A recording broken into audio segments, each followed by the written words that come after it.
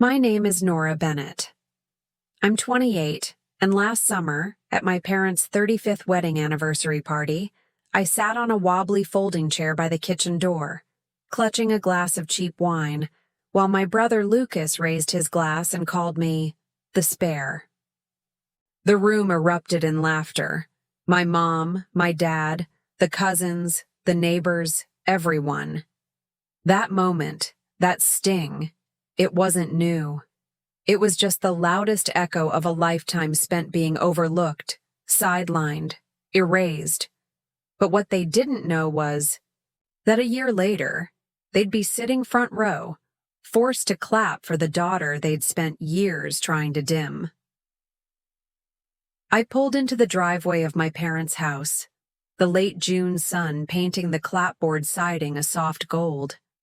The big maple out front, planted the year Lucas was born, cast long shadows across the lawn. From the outside, it looked perfect. White picket fence, blooming hydrangeas, the faint hum of music drifting from the backyard. But I knew better. That house was a hollow shell, all shine and no substance. I sat in the car for a minute, hands gripping the steering wheel, staring at the front door. On the passenger seat was my gift, a USB drive with a video I'd spent weeks editing. D.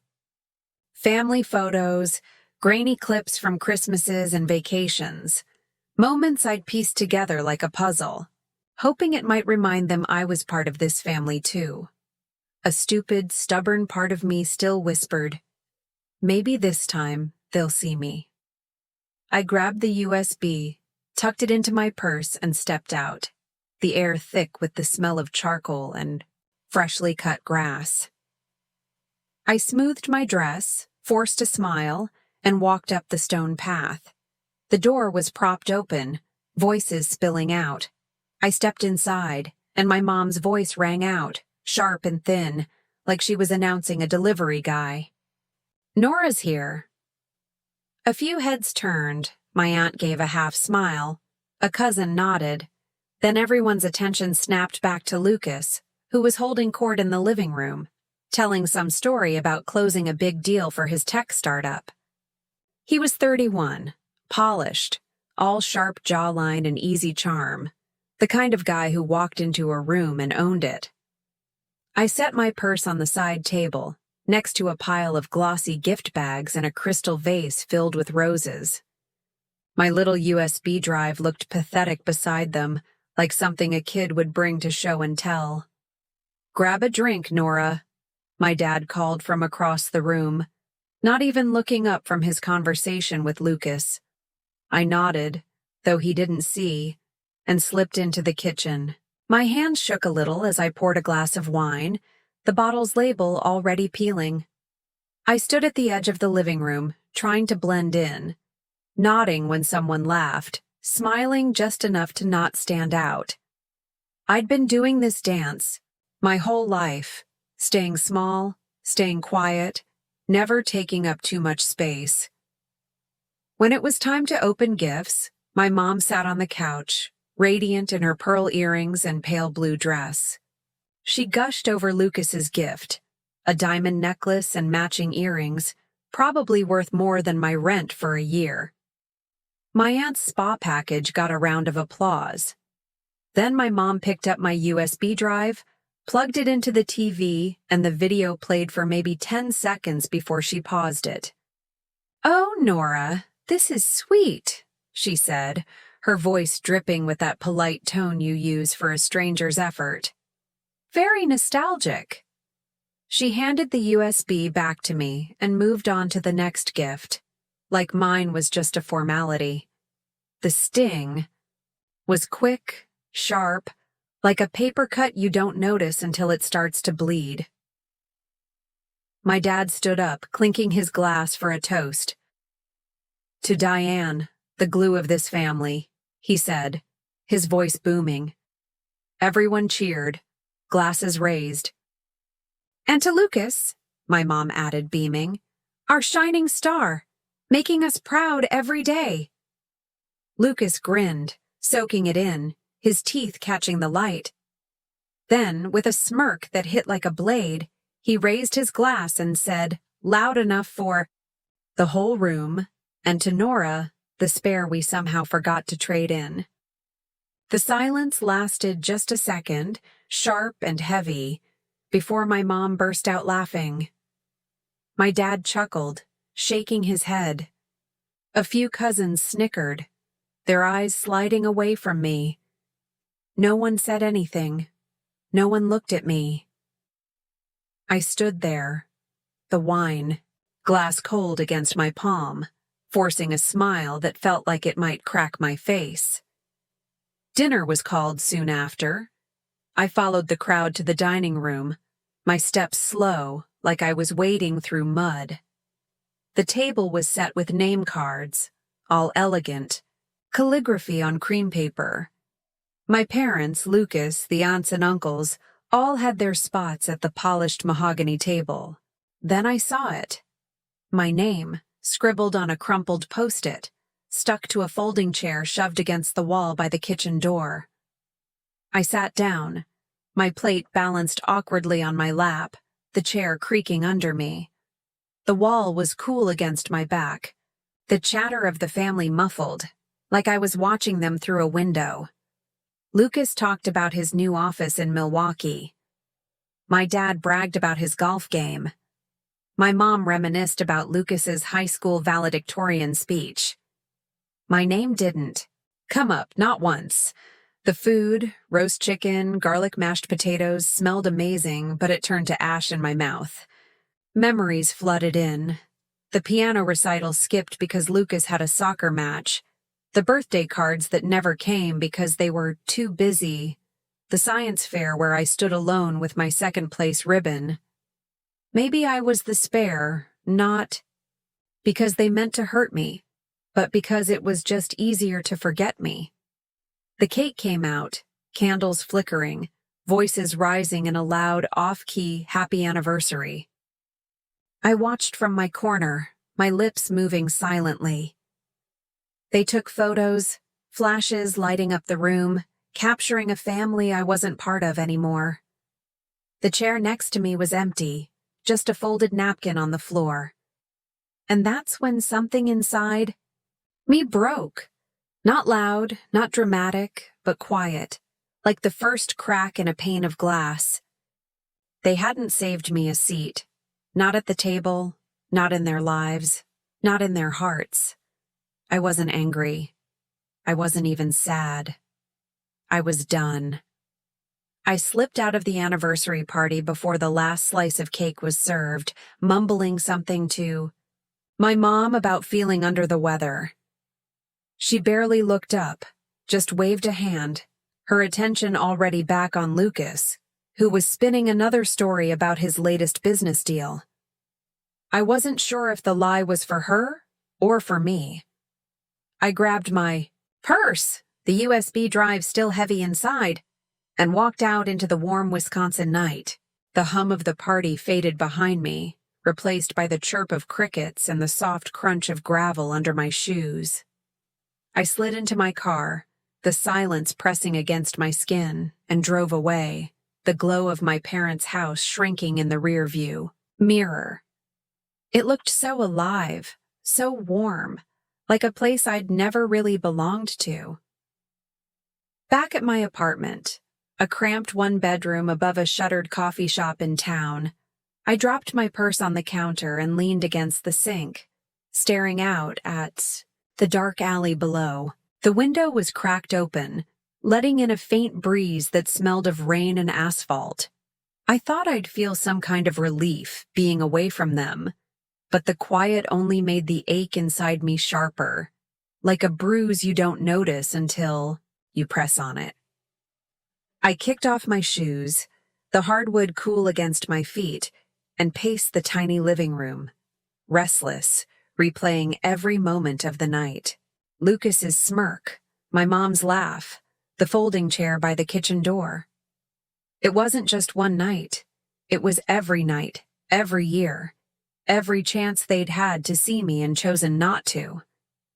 I grabbed my phone, more out of habit than anything, and started scrolling, trying to drown out the noise in my head. That's when I saw it. Lucas had posted a photo from the party already, a perfect polished shot of the family gathered around my parents, all smiles and raised glasses. The caption read, "Family reunited. Couldn't ask for a better night."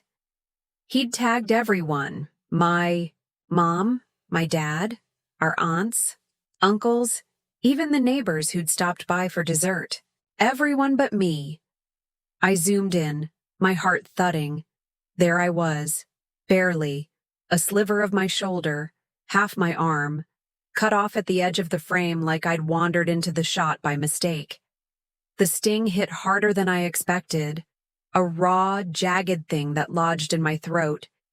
It wasn't just being ignored. It was being erased, like I was an accident they could crop out of their perfect story. I set the phone down, my hands trembling, and closed my eyes, pressing my palms against them until I saw stars. It was one thing to feel invisible.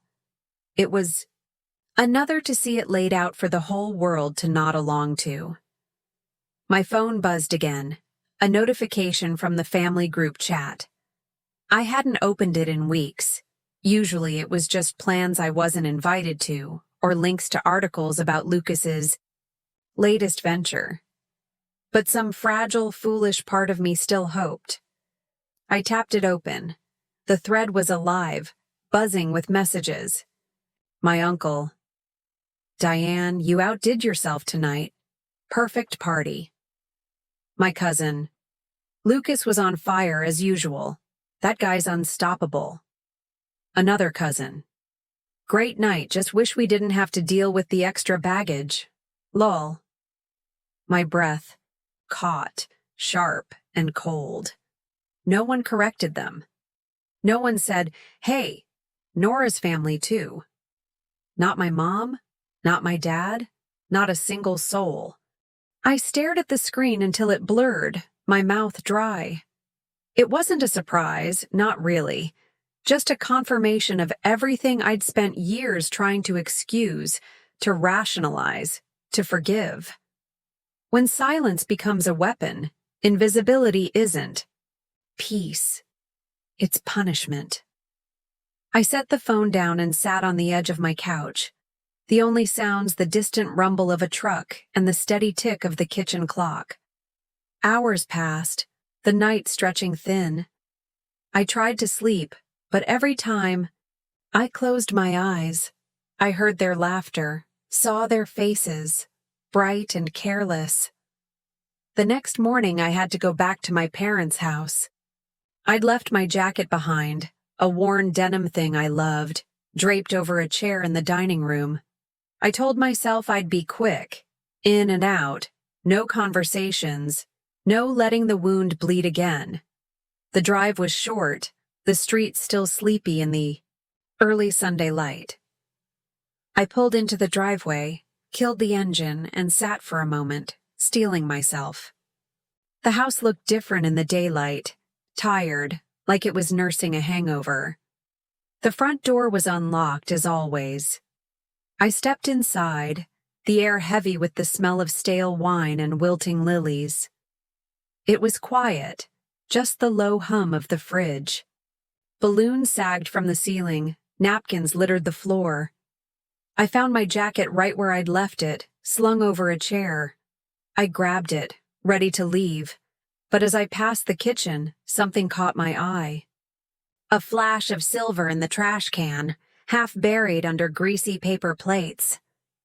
I froze.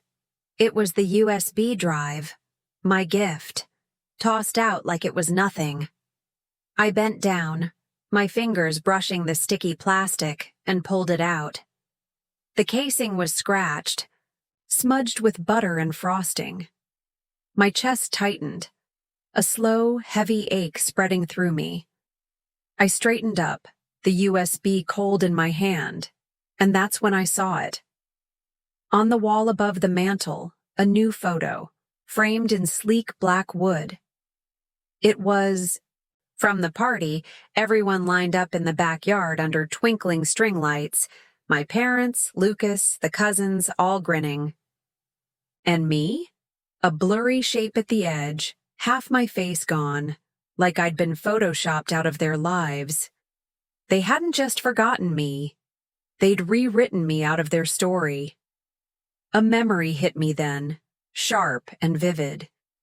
My 12th birthday, when the cake had Lucas's name in blue icing, even though it was supposed to be for both of us. No one noticed. Or the science fair in 9th grade, when I stood by my project, waiting for my parents, who never showed because Lucas had a debate tournament. I wasn't forgotten by accident. I was erased on purpose. I clutched the USB in my jacket, my footsteps soft on the carpet as I headed for the door. The realization didn't burn. It settled, cold and clear, like a stone in my stomach. I stepped outside, the morning air sharp against my skin, and made a promise to myself. They could keep their polished memories. I was done trying to fit into a picture that never had a place for me. I was going to build my own. The decision to leave wasn't loud or dramatic. It was quiet, like the moment you realize the storm has passed and the air feels new. I didn't want to run away from my family. I wanted to run toward myself. A week after the anniversary party, I packed up my life in that cramped apartment above the coffee shop and moved to a small city an hour and a half away, a place called Appleton, where the streets were lined with brick storefronts and the Fox River cut through downtown like a vein. My new home was a studio on the 3rd floor of an old walk-up, with creaky floors and a view of a bakery that filled the air with the smell of sourdough every morning. It wasn't much, but it was mine, and for the first time, that felt like enough. I threw myself into my work at a nonprofit focused on education for kids from tough backgrounds. I was a project manager, organizing after-school programs, workshops, anything to give those kids a shot at something better. The work wasn't glamorous. Long hours, endless grant applications, meetings with skeptical donors. But it lit something up inside me. I wasn't just planning events. I was building bridges, creating spaces where kids who felt invisible could be seen. Maybe because I knew what it was like to be unseen. I spent my nights hunched over my laptop, drafting proposals, tweaking budgets, chasing every opportunity to make the program bigger, better. 4 months in, it paid off. I secured a $45,000 grant from a local foundation, enough to fund new tutoring sessions and art classes for the kids. I was in my apartment when the email came through, the screen glowing in the dark. I read it twice, then laughed, a sharp, disbelieving sound that echoed off the walls. I'd done it. No family connections, no shortcuts, just me, my work, and a stubborn belief that I could make something real. Against my better judgment, I opened the family group chat. Maybe it was naive, but a small part of me still wanted them to know, to see what I'd built. I typed a quick message. Big news, my program just got a $45,000 grant to help kids in Appleton. Pretty excited? I hit send and waited, my stomach twisting. Minutes turned into an hour, then 2. Finally, a single notification blinked. Lucas had replied with a thumbs-up emoji. No words, no proud of you, just a lazy flick of his thumb. I stared at it, the glow of my victory dimming, curling into something bitter. Later that night, I was scrolling through social media, trying to shake off the sting, when I saw my mom's post, a photo of Lucas at some fancy gala captioned, "So proud of our Lucas, taking his company to new heights. You're our inspiration." My jaw tightened. Not a word about my grant, about the kids who'd have books and paintbrushes because of me. But Lucas's latest photo op? That was worth shouting about. I closed the app, the silence in my apartment heavy, pressing against my ribs. A few days later, a text from my dad popped up. "Good job on the grant, Nora. Don't forget, your family's still here." It sounded like something you'd write in a condolence card, formal, detached, like he was checking a box. I read it again, searching for warmth, for anything real. There was nothing. It wasn't pride, it was control. A reminder to stay in my place, to keep playing the role of the spare. I didn't reply. Instead, I turned off my phone and went back to work, letting the rhythm of emails and spreadsheets drown out the noise of their indifference. I started building a life that didn't revolve around them. My colleagues at the nonprofit became my anchor, people like Mia, who always brought extra coffee, or Jamal, who'd stay late to brainstorm ideas for the kids. They didn't know my family, didn't compare me to Lucas. They saw me, Nora, the woman who showed up, who cared, who got things done. I found myself laughing again, real laughter, the kind that doesn't come with a catch. I'd spend weekends at the community center, watching kids light up when they painted their first mural, or solved a math problem they'd been stuck on. Their joy was contagious, and it started to fill the cracks my family had left in me. One afternoon, I was grabbing lunch with Sarah Klein, a co-worker who'd become a friend. We were at a diner, splitting a plate of fries, when she said something odd. "You know, I heard Lucas's name come up at the office the other day," she said, dipping a fry in ketchup. "Something about him calling to check on one of our projects. Weird, right?" I frowned, brushing it off. Lucas had no reason to care about my work. I figured it was a mistake, maybe a mix-up with another donor. I was too focused on the next grant deadline to dwell on it. But the comment stuck, like a pebble in my shoe. I wasn't running from my family anymore. I was building something they couldn't touch. Every late night, every kid who smiled at me, every small win was a brick in a foundation that was mine alone. I didn't need their approval. I was starting to see myself, not as the spare, but as someone who mattered, someone who could change things. And yet, deep down, I knew they weren't done with me. Families like mine don't let go that easily. They don't forget you. They just wait until you're useful again. I didn't know it then, but the worst was still coming. Not from their silence, but from what they'd do to keep me in the shadows. For now, I kept moving forward, one step at a time, toward a version of myself I was only beginning to understand.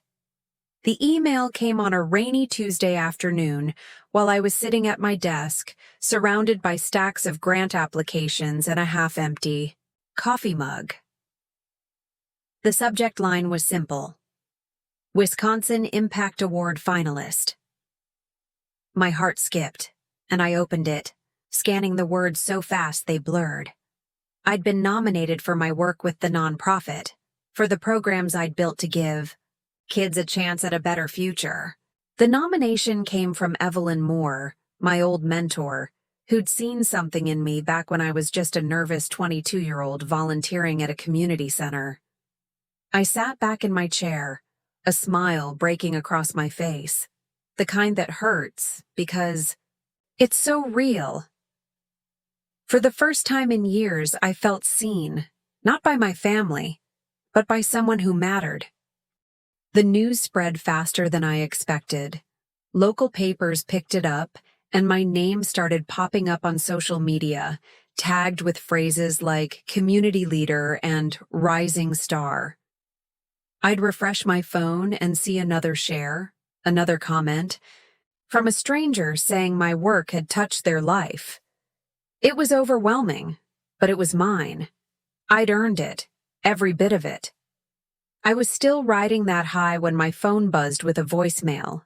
It was my mom, her voice sugary, like she was reading from a script. "Nora, sweetheart, we're so proud of you. This award is huge. Call us back, honey, let's celebrate." I stared at the screen, my stomach twisting. I hadn't heard from her in months, not since that stiff text from my dad about the grant. Proud? Now, an hour later, a text from Lucas landed. "Hey sis, huge congrats on the award. Let's grab coffee soon. Oh, and you're mentioning the family in your speech, right? Gotta rep the Bennetts." He ended it with a winking emoji, like it was all a joke. My dad chimed in later, his message blunt. "Good work, Nora. Make sure you give credit where it's due." I read their words over and over, searching for sincerity, but all I saw was calculation. They didn't care about me. They cared about what my success could do for their image, a chance to polish the Bennett family brand. The night of the Wisconsin Impact Award ceremony arrived under a clear, starry sky. I chose a simple navy dress, nothing flashy, just something that felt like me, steady, strong. In the mirror, my eyes looked different, calmer, like they belonged to someone who'd finally stopped begging for a seat at the wrong table. I folded my speech, tucked it into my clutch, and headed out, my heels clicking on the sidewalk outside my apartment. Each step felt deliberate, like I was walking toward a version of myself I'd been chasing for years.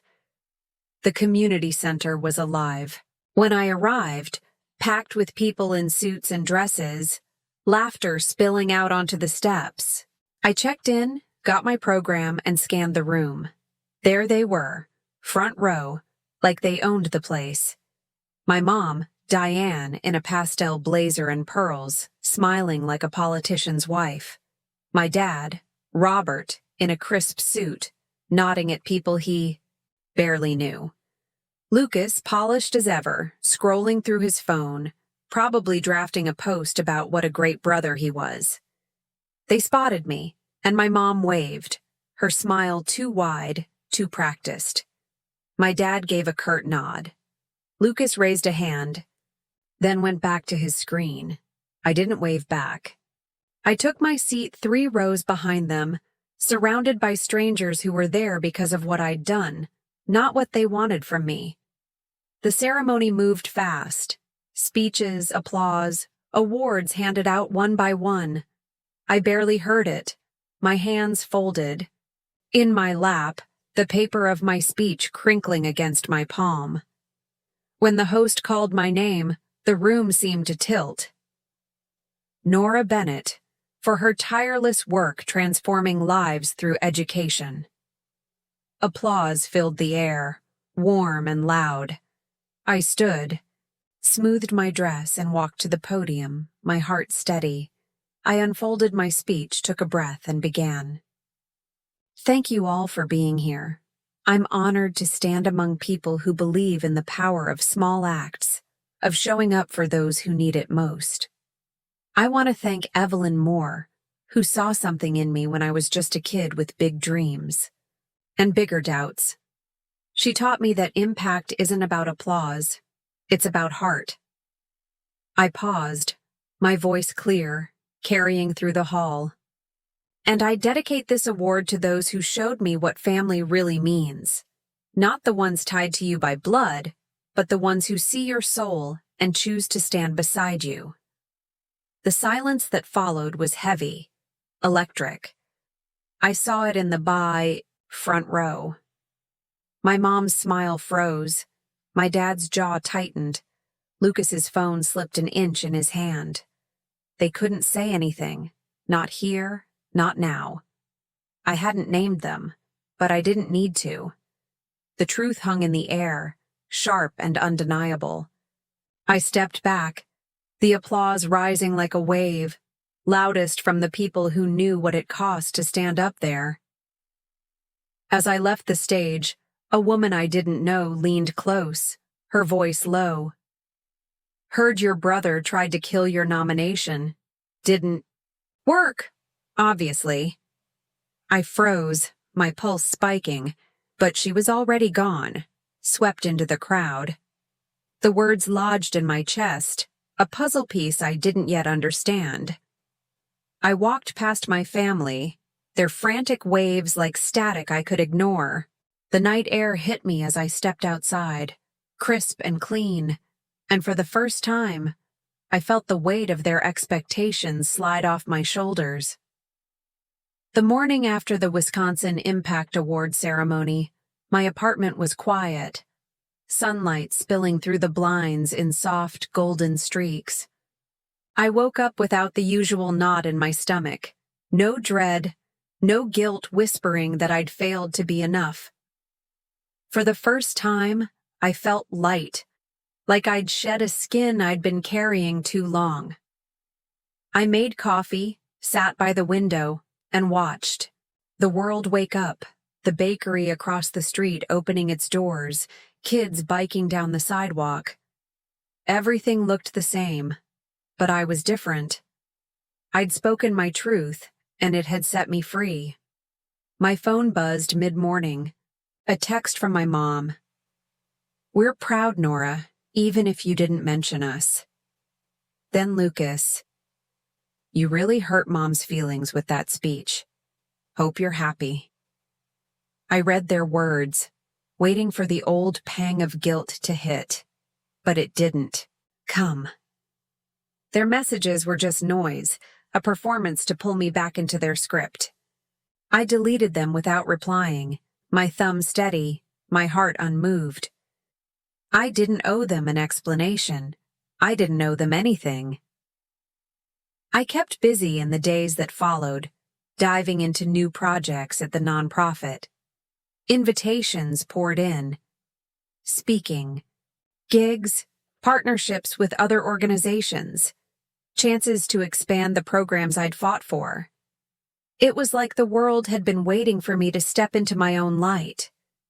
One quiet afternoon, while organizing files in my new office, an email from Sarah Klein, my coworker, popped up. The subject was blank, which made my stomach twist. I opened it, and her words hit like a punch I hadn't seen coming. "Nora, I debated telling you this, but you deserve to know. Lucas called the award committee months ago, saying you were unreliable and shouldn't be considered. Your parents knew and didn't stop him. I'm so sorry." I sat there, the email glowing on my screen, my hands cold. Lucas hadn't just ignored me. He'd tried to bury me, terrified that my success would outshine his carefully curated spotlight. And my parents, Diane and Robert, had stood by, choosing him over me, as always. The truth should have hurt, but instead, it felt like a key turning in a lock. Their cruelty wasn't about me. It was about their own fears, their need to keep Lucas on his pedestal. I closed the email, a strange calm settling over me. I didn't need to fight them or prove them wrong. I just needed to let them go. I didn't confront them. I didn't need to. I forgave them, not for their sake, but for mine, to free myself from their shadow. I found my home in the people who chose me, Evelyn, who'd nominated me, Sarah, who'd told me the truth, the kids at the community center, whose smiles reminded me why I kept going. One night, I sat by my window, the moon casting a silver glow over Appleton. I thought of that folding chair by the kitchen door, the one they'd stuck me in like an afterthought. It had taught me the greatest lesson of all. I didn't need their table. I'd built my own, and everyone at it was there because they saw me, because I'd chosen myself first.